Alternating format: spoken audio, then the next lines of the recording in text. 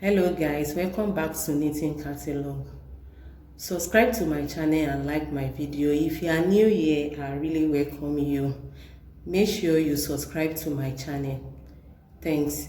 Today I'm going to share with you how to set your row counter.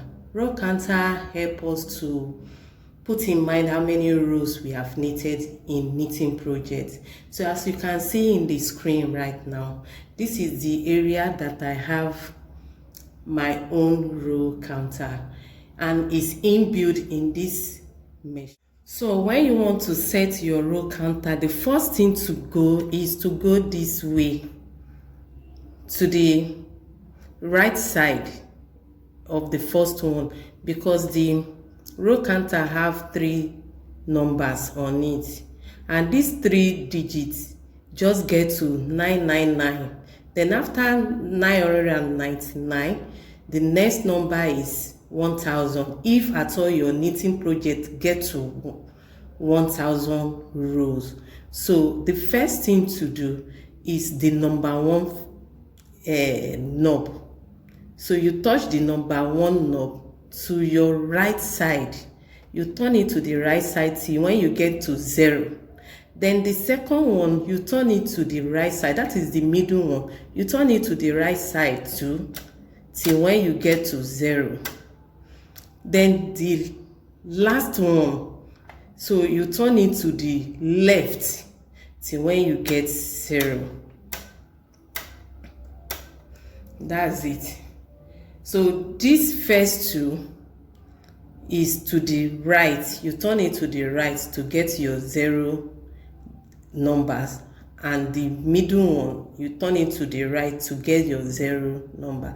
Then this, you are going to, the last one, you are going to turn it to the left.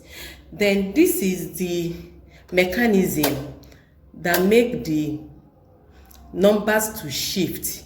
So this is already there. So what you need to do on your main carriage is to position this. This is, you see, it cannot touch the mechanism, the knobs here to move.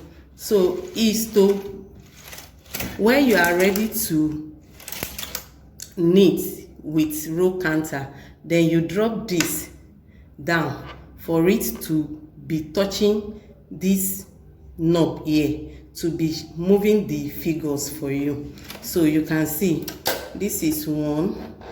Then if I come back to 3, just like that, it's going to be working like that. So if you've any of the projects, any of the projects, if you forget to release the knob here on the main carriage of your machine to be touching this, that is, the row counter is not going to work. So you have to drop this. You have to drop this for it to work. So raising it back up is for it not to work. You see, it did not touch anything. Then when you drop it, it's moving. The figures too, they are changing. So thank you for watching. I hope this helps somebody. Subscribe to my channel and like this video if it has helped you a lot. Thank you. Bye.